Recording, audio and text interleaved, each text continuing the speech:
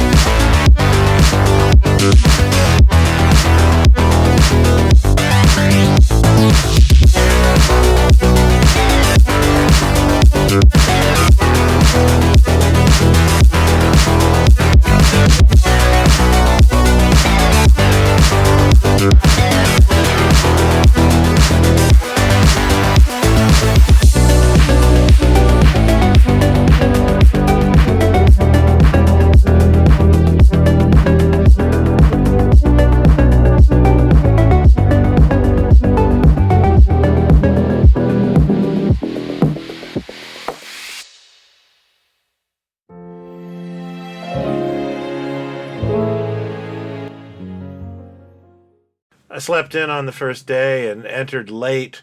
And when I first got in the Fuge, I just got completely overwhelmed. I mean, the setting alone is a lot to take in, let alone the familiar faces, and then all the glorious eye candy. My first hour felt not unlike a LSD sequence from an old Mod Squad episode, if you get that reference. However, I had a mission when I got to Mego Meet. If there was one thing I had to have at this show, it was Todd Plastic Men's rendition of Membros from the Micronauts line. I find myself liking a lot of the same subjects that Todd chooses, and this was no exception.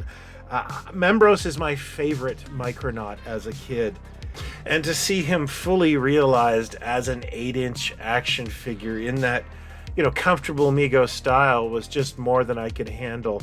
Now, this figure actually does come with the cable that connects between the guns and the backpack. I didn't put it in because I'm worried I'm going to break it, and also I'm not sure if I'm going to display this carded or loose, so it'll just hang tight for now. But I was much happier finding out I got the last Membros. I didn't have to go very far from my next pickup because it was right next to me. It was my Mego Meet cohort and the poobah of the event, Steve Moore's table.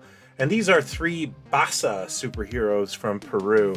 Basa had the license to make Mego figures in that country and made a series of figures including Batman, Robin, and Superman, and the $6 Million Man. I've actually done an episode on the $6 Million Man. I once had a complete set of these characters, but I remember selling one and another one fell apart, and I just kind of lost interest seeing them all there, like one fell swoop, an entire collection. These are distinctly different from regular 8-inch American Megos, and, well, I'm drawn to such things, always have been. So I'm really glad to add these guys into my collection. I also picked up this Tomland Glow Toth from the Star Raiders collection. Star Raiders are an infamous brand of 8-inch figures that are definitely trying to copycat Star Wars. I personally don't collect Tomland Star Raiders, but I had a bit of trade credit with my friend Mark. And while I wouldn't really mind hanging on to this goofy alien, this is the second series that have glow-in-the-dark hands, head, and feet. While this is not his forever home, he is not unwelcome here. On one of my multiple trips to the bathroom at Zolo Con, there was a dealer who had a pretty damn good location, and I noticed this boxed Mega Bug Gladiator from Kenner. The dealer didn't know what it was, and honestly, I think this is the first time I've ever run into one at a show that I noticed anyways. This is one of those toy lines that completely fascinates me, and I plan to do an episode on this, so stay tuned for the toy ventures on Mega Bug Gladiators. As far as regrets go, I only have one sticking situation, and that was found in Mike MegoZilla's booth. This is his first Mego Meet, but I knew he was going to really bring it, and he did. There was a lot of vintage Big Jim. There was a lot of Planet of the Apes. This was really a very, Brian-specific booth. And he had this, the boxed Kid Acero Sipsa Nocton action figure.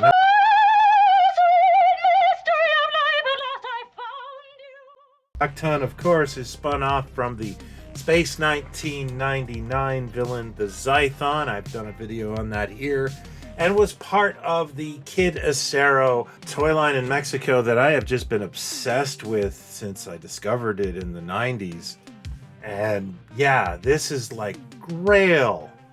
Except it also has Grail pricing. And while I don't begrudge its pricing, I didn't have it on me. I really couldn't justify the purchase, even though I wanted to justify the purchase, but it's been a very good summer for me and Big Jim, if you recall. So I let it go, begrudgingly. I love it. In terms of interesting things, there was so much to see. I can't begin to describe. Some of the highlights would include a Tomlin mummy at Mark Huckabone's booth. He also had a beautiful Bruce Wayne secret identity that went home with a friend of mine.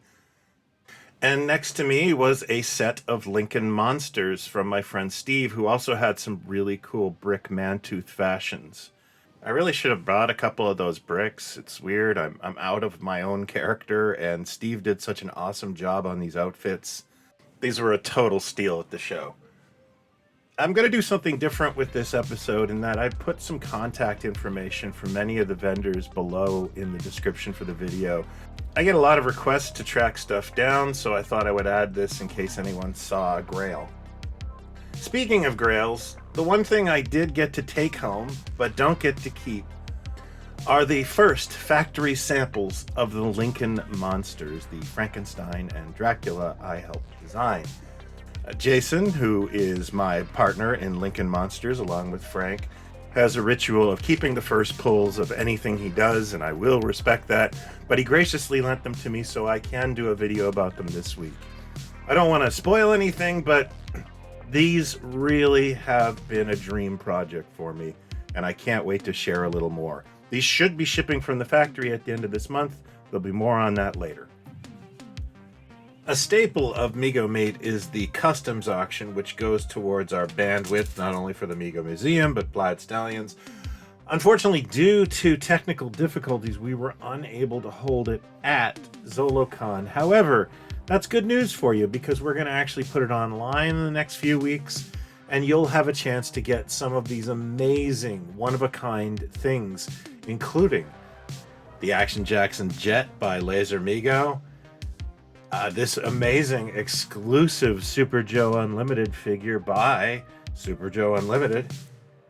And heck, I even forgot I donated this brick Mantooth as Puma Man.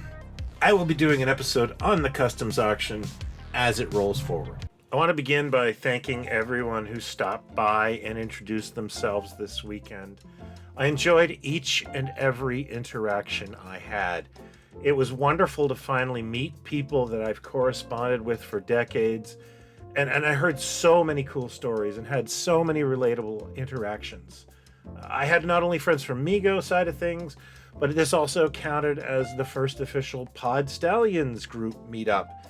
And that was so validating to see. I'm going through some personal stuff right now, and I really believe I was meant to be at this show. One of the best things about this event was the after show on Saturday. That's how ZoloCon works, and well, that's how Mego Meet is too. You break bread, you talk, and you bond. Mike, the creator of ZoloCon, brought his entire family to dinner. I met his brother, I met his awesome parents. it made me realize something, that Mego Meet is this large, diverse family of sorts. Sometimes you don't see people for a couple of years. Sometimes you disagree. But you're all connected, and you just pick up where you left off. And I'm really grateful for that epiphany. As I previously mentioned, I've had a bit of a rough year, and I don't think I gave Mego Meet the attention it deserved, and I felt sort of like I let it down. But a really great thing happened. A lot of people picked up my slack without asking, because they also believe in Mego Meet. And if that isn't a family or a community, I don't know what is. Thank you as always for watching. I want to give a massive props to Zolo Con for being our host this year. They are having another show in March, and I will put the information down here. If you are in the area, you should go. And as for Mego Meet, stay tuned. Take care, everyone. Be well. Talk toys, not others. Cheers.